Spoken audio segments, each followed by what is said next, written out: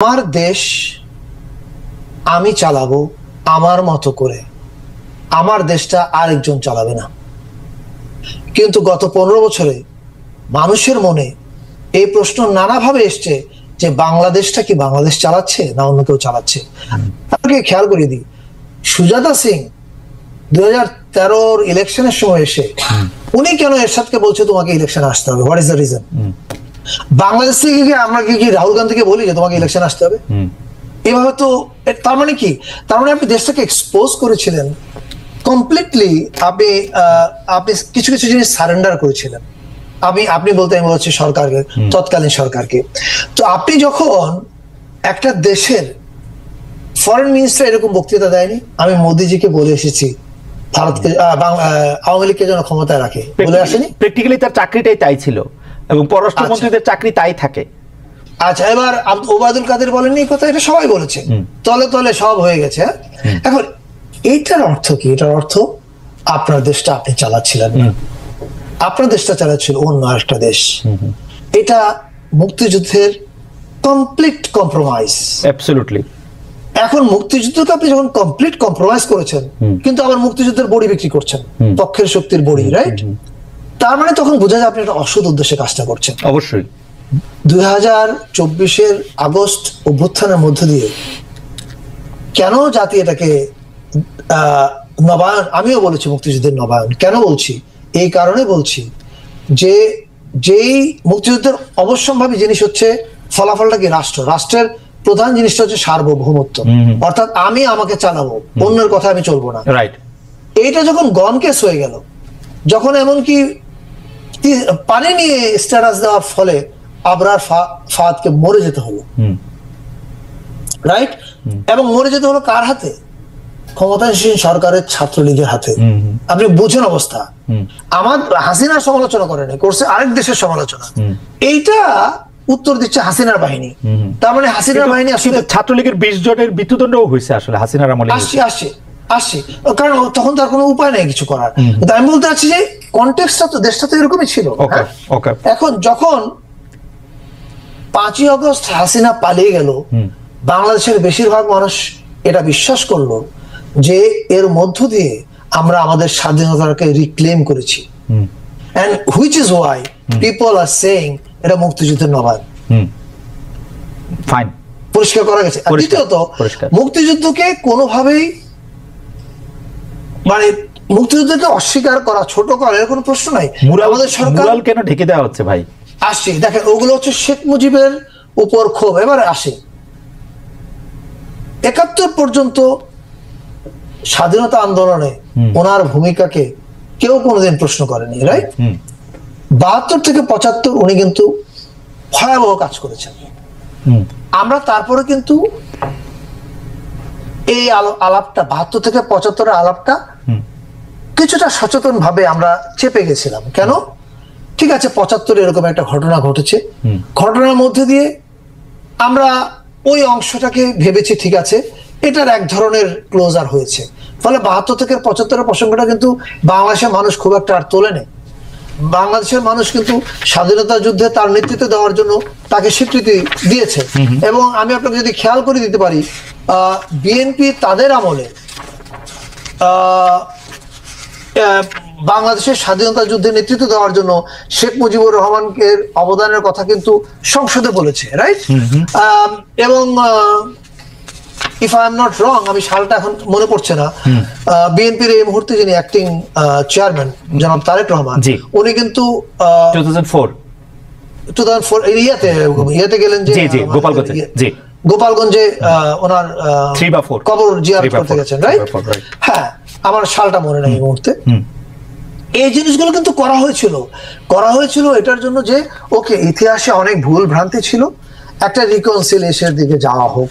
হ্যাঁ, কিন্তু আপনি যখন 2008-এ বিএনপির ব্যর্থতার জন্য তো আওয়ামী লীগ ক্ষমতায় এসছে, রাইট?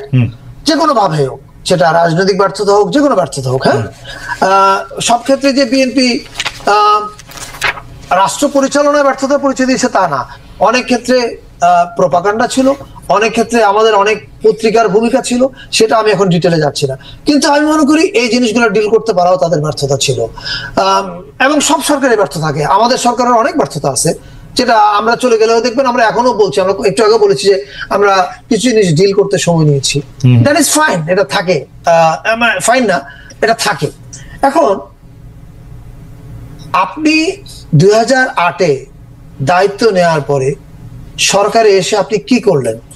আপনি সরকারে এসে এমন কাজ করলেন যেটা মানে অত্যাচার, দুঃশাসন এবং ফ্যাসিবাদের চরম, মানে এই লেভেলের অত্যাচার কেউ দেখেনি। আপনি কতগুলো আয়নাঘর বানিয়েছেন সারা দেশে, কতগুলো মানুষকে গুম করে ফেলেছেন, আপনি ইউ ডিডন্ট বদার, আপনার কিছু যায় আসে না। আপনি ব্যাংকের পর ব্যাংক লুট করে ফেলেছেন কতগুলো ফ্যামিলিকে দিয়ে, আপনি যা তা করেছেন, আপনার মনে যা হয়েছে, কারণ আপনি মনে করেছেন বাংলাদেশের মানুষের ভোটের আমার দরকার নাই, ফলে আমি যা ইচ্ছা তা করতে পারি। এখন আপনি যখন এগুলো করেছেন, করার মধ্য দিয়ে প্রফেসর ইউনূস যখন উনি চিফ অ্যাডভাইজার হিসেবে দায়িত্ব নেননি, বা নিয়েছেন হয়তো, বা আমি ঠিক এখন এক্সাক্ট সময়টা মনে নাই, এনডিটিভিতে একটা ইন্টারভিউতে উনি একটা কথা বলেছিলেন, I think we can go back to that note of him. নোটটাতে উনি বলেছিলেন কি, যে এই যে ওনাকে প্রশ্ন করা হয়েছিল শেখ মুজিবের মূর্তি বা মুরাল কেন ভেঙে ফেলা হচ্ছে, তখন উনি বলেছিলেন যে এই প্রশ্নটা শেখ হাসিনাকে করুন। আমি মনে করি যে এটা শেখ হাসিনারও ভাবার, এবং আওয়ামী লীগের প্রতি যারা সিম্পাথাইজড আছেন তাদেরও ভাবার প্রয়োজন আছে যে হাসিনার কোন পাপে শেখ মুজিবুর রহমানের 72 থেকে 75-এর অপরাধগুলো আবার জিন্দা হয়ে উঠেছে, এটা আওয়ামী লীগকে ভাবতে হবে। ফারুক ভাই, আমি একটা নর্মাল কথা বলি, আমি শেখ হাসিনা আমলে এটা বলছিলাম, শেখ হাসিনা যতগুলি কাজ করে প্রত্যেকটা কাজ হচ্ছে মুক্তিযুদ্ধের স্পিরিটের বিরোধী। উনি মুক্তিযুদ্ধের স্পিরিটকে সবচেয়ে বেশি হত্যা করেছেন, এবং আপনি যেটি বলেছেন সেটার সাথে আমি একমত। মুক্তিযুদ্ধের চেতনার নামক বড়ি উনি বিক্রি করেছেন, কিন্তু সবগুলি কাজ করেছেন মুক্তিযুদ্ধের এগেনস্টে।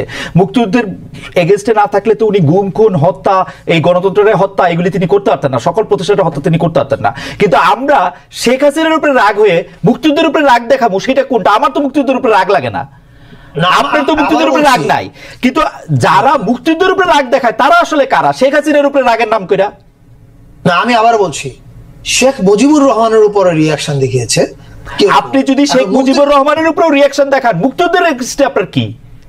আমি আবার বলছি, আপনি কি আমাকে এবং আমাদের সরকারকে যদি বলেন, বা বাংলাদেশ আপনাদের সরকারও তো দেখায় দেয়, যে ইউনূস সাহেব দেখায় দেয় হাসিনা রেগে জিগান, মুজিব রেগে জিগান, আমরা তারপরে জিগাবো কেন? আমারও তো হাসিনার উপরে অনেক রাগ, আমি তো জীবনে মুক্তিযুদ্ধের উপরে রাগ হইতে পারি না, শেখ মুজিবের উপরে 71 পর্যন্ত রাগ হইতে পারি না। তো না, আমি বলি, আমরা সরকারের তরফ থেকে যদি আপনি কোনো একটা কারণ দেখতেন যেটা মুক্তিযুদ্ধকে ডিসরিগার্ড, ডিজোন করার চেষ্টা করা হচ্ছে, তাহলে আপনি এই কথা বলতে পারতেন। হাসিনাকে জিজ্ঞেস করুন দিয়ে কি বোঝানো হচ্ছে। আপনি দেখেন ভাই, আপনি এটা কেন বুঝতেছেন না? আপনি যে হাসিনা যদি 2013-তে ইলেকশনে হেরে চলে যেতেন, কেউ কে গিয়ে শেখ মুজিবুর রহমানের মুরাল ভাঙতো আগে না। কিন্তু ফারুক ভাই, আমার একটা কথা শুনেন, আমার কাছে আমি নরমাল বুঝি, মুক্তিযুদ্ধ শেখ হাসিনার বা উনার বাবার সম্পত্তিও না, যদিও উনার বাবার নেতৃত্বে অনেকাংশেই মুক্তিযুদ্ধ হয়েছিল, পুরো অংশেই মুক্তিযুদ্ধ হয়েছিল, কিন্তু এটা কারো সম্পত্তি না রে ভাই, মুক্তিযুদ্ধ আমাদের সবার। আমরা তো বলছি, আমি হাসিনার উপরে রাগ হইছি, আমি মুক্তিযুদ্ধের লোক, আমার কি? আবার এখানে আমি পরিষ্কার করতে চাচ্ছি, যারা আক্রমণ করেছেন তারা তো আমরা না, আমিও না, আমরা তো জানি না কারা ওখানে আক্রমণ করেছেন, রাইট? কিন্তু আমি যেটা বোঝাতে চাচ্ছি, মানুষের ক্ষোভের প্রসঙ্গটা, ক্ষোভটা হাসিনা হয়ে শেখ মুজিব পর্যন্ত গিয়েছে, কারণ হাসিনা তো শেখ মুজিবকে ফ্যাসিবাদের ঢাল হিসেবে ব্যবহার করেছে, নাম্বার 1। নাম্বার 2, আমি আপনাকে কাউন্টার প্রশ্ন করছি, আপনি এটা এইভাবে ভাবেন, শেখ হাসিনা 2013-তে একটা নিরপেক্ষ নির্বাচনে পরাজিত হয়ে ক্ষমতা ত্যাগ করলে কোথাও কি শেখ মুজিবের মুরালের না ভাঙা হইতো না? কিন্তু আমি মনে করি শেখ হাসিনার অন্যায় করে দাবির মুখে পালায় যায়ও, এরপরও এটা ভাঙা উচিত হয় নাই। আপনি দেখেন, খেয়াল করে, আমি আবার বলছি, দেখেন প্লিজ, আমার এটা বলেন না যে আমি বলছি এটা উচিত হয়েছে। আপনি যা বলছেন সেটা পরিষ্কার, আপনি বলছেন যে আপনি বলছেন আমি উচিত হয়নি, এই কথাটা সবসময় বলছি। আমি খুব নরম মনের মানুষ ভাই, আমি মধ্যপন্থী মানুষ। আমি মনে করি সবাই, যেমন যে লোক আপনি আমি জানি না, আমার আম্মা ছোটবেলায় একটা গল্প, মানে এটা হাদিসে আছে কিনা আমি ঠিক নিশ্চিত না, আমি না জেনে মন্তব্য করতে পারি না, তবে আমার আম্মা নবীজির নামে একটা কথা আমাদেরকে সবসময় বলতেন। আম্মা বলতেন যে, বাবা, এটা আপনারা অনেকেই সবাই শুনেছেন, যে নবীজির পথে কাটা বিছা রাখতো একজন বুড়ি। একদিন নবীজি পথ দিয়ে হেঁটে যাওয়ার সময় দেখলেন যে কাটা নাই। তখন উনি জিজ্ঞেস করলেন যে, কি ব্যাপার, ওই বুড়ি কোথায়? তখন উনি জানতে পারলেন যে উনি অসুস্থ, তখন উনি ওনাকে দেখতে গেলেন। এখন এটা সহি হাদিস কি হাদিস আমি জানি না, কিন্তু শিক্ষাটা হলো আমার মা আমাকে যে ঘটনাটা বলতেন, এই ঘটনাটা আমার কাছে দুর্দান্ত ইন্সপায়ারিং একটা ঘটনা মনে হয়েছে। আমার কাছে মনে হচ্ছে যে মানুষ আমার ক্ষতি করতে চায়, আমি তাকেও যেন হেল্প করার মতো উদারতা দেখাতে পারি। আমি একটা উদাহরণ দেখাই। আপনি এখন যে দেশে আছেন, আমেরিকা, সে দেশে একজন বাঙালি ভদ্রলোক আছেন, ওনার নাম, আমি যদি নাম ভুল না করে থাকি, রইসুদ্দিন, হয়তো নাম ভুল করতে পারি, আপনি গুগল করলে পাবেন। উনি আমেরিকার কোন একটা রাজ্যে ওনার একটা দোকান শপ চালাতেন। ওই দোকানের মধ্যে ওনাকে হোয়াইট সুপ্রিমেসিস্ট একজন এসে গুলি করে ওনার চোখে। উনি বাঁচার কোনো কথা ছিল না। ওই সুপ্রিমেসিস্ট অ্যারেস্ট হয় এবং উনি দীর্ঘদিন লড়াই করে ফিরে আসে, বেঁচে আসে। তো ওই লোকের বিরুদ্ধে তো মামলা হচ্ছে, মানব হত্যার মামলা চলছে। এর মধ্যে এই রইসুদ্দিন সাহেব, অসাধারণ একটা মানবতার ঘটনা, এই রইসুদ্দিন সাহেব হজে যান। এবার হজ থেকে, আমি যদি ভুল না করে থাকি, আমি অনেকগুলো পত্রিকা পড়েছি ফলে আগে পিছু হতে পারে, হজ থেকে এসে উনি যে লোক তাকে মারতে চেয়েছিলেন, যার মৃত্যুদণ্ড হয়েছে, ঘোষণা করা হয়েছে, মৃত্যুদণ্ড বা যাবজ্জীবন বা সামথিং, আই থিঙ্ক মৃত্যুদণ্ড হয়েছে ঘোষণা, তখন ওনাকে উনি দেখতে যান। দেখতে যাওয়ার পরে ওনার সঙ্গে কনভারসেশন হয়, হওয়ার পরে ওনার মন ভেঙে যায় এবং তারপর উনি একটা ক্যাম্পেইন চালু করেন। সেই ক্যাম্পেইনটা হচ্ছে ওকে যেন বাঁচানো হয়, ওকে রক্ষা করার জন্য। এখন এই যে উদারতা রইসুদ্দিন দেখিয়েছেন, রইসুদ্দিন বলছেন এটা ওনার ধর্ম শিখিয়েছে ওনাকে উদারতা। উনি হজে গিয়ে উপলব্ধি করেছেন এই উদারতাটা উনি দেখাতে চান। আমরা এখন আমি আপনাকে উদাহরণ বলছি, আপনি এটাকে কি বলবেন? এটা কি ইসলাম? আপনি মানে এখন আপনি কোন ইসলামকে গ্রহণ করবেন? এটা আপনার না, আমরা নানা সময়ই দেখেছি যে সংখ্যা লঘুর ধর্ম আচরণ এবং সংখ্যা গুরুর ধর্ম আচরণ আকাশ আর পাতাল তফাৎ করে। আমরা এটা নিয়ে আলাদা এটা নিয়ে কথা বলবো না। আমি এই জন্য ফেসবুকে অনেক আগে আমি একটা স্ট্যাটাস লিখেছিলাম যে পৃথিবীতে সবচেয়ে সকল সংকটের মূলে সব দেশে দেখবেন সংখ্যা গুরুদের কিছু ভূমিকা। না, এটা আপনি বলছেন, এটা আমিও খেয়াল করছি। আমি শুধু আপনাকে একটা জিনিস খেয়াল করে দিই।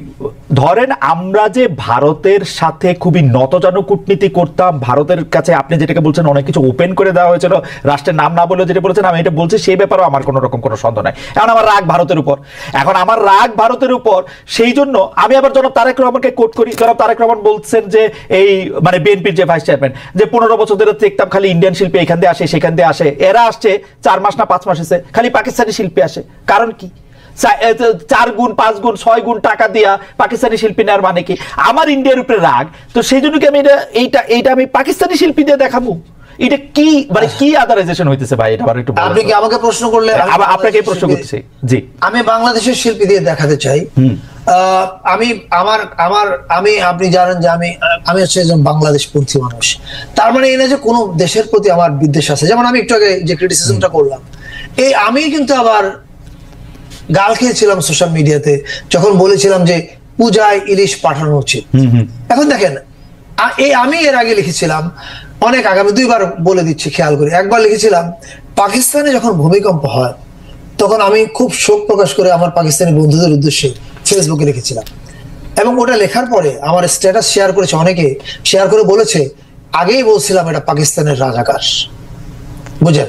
তখন আমি উত্তরে বলেছিলাম the problem is Mohammad Zafar ইকবালরা আমাদেরকে শিখিয়েছেন, আমি নাম ধরে বললাম, ভেরি সরি, এতক্ষণ আমি অনেক নাম উল্লেখ করছিলাম না, বাট এটা এখন আর আমি ধরে বললাম যে উনি লিখেছিলেন যে বিমান পাকিস্তানের উপর দিয়ে যায় আমি সেই বিমানে যাই না, বিমানে উনি চড়েন। মাই গড, কি পরিমাণ মানে হেট্রেড, হেট স্পিচ, এটা হেট স্পিচ, এটা পৃথিবীর যে কোনো সভ্য দেশ হইলে তার বিরুদ্ধে আসলে। আচ্ছা, এখন আসেন, আমি তখন ওই লেখা লিখেছিলাম পাকিস্তান আমাদের বিরুদ্ধে যুদ্ধাপরাধ করেছে, তার মানে যদি পাকিস্তানের সব মানুষকে আমি ইয়াহিয়া খান মনে করি, ভেরি রং। আমার অনেক বন্ধুকে আমি চিনি যারা একজন ইয়াহিয়া খান না। ভারতের অনেক নীতির সমালোচনা যখন আমি করেছি তখন আমি একটা স্ট্যাটাস লিখেছিলাম, ওইটা নিয়েও আমি সমালোচিত হয়েছি, কারণ ভাই আমি সাদা কালোতে দেখতে পছন্দ করি না। আমি তখন লিখেছিলাম যে ভারতের 100 কোটি মানুষই নরেন্দ্র মোদী না। আমার বহু বন্ধু আছে যারা মোদীর নীতির সমালোচনা করতে করতে কি বলে দিন রাত পার করছে। এবং মোদির victim, there are people in India who are worst victim of Modi. ফলে আমার বক্তব্যটা হবে আমরা যেন কোনো কিছু পেইন্ট ব্রাশ না করি, একটা পেইন্ট ব্রাশ দিয়ে না করি। ভারত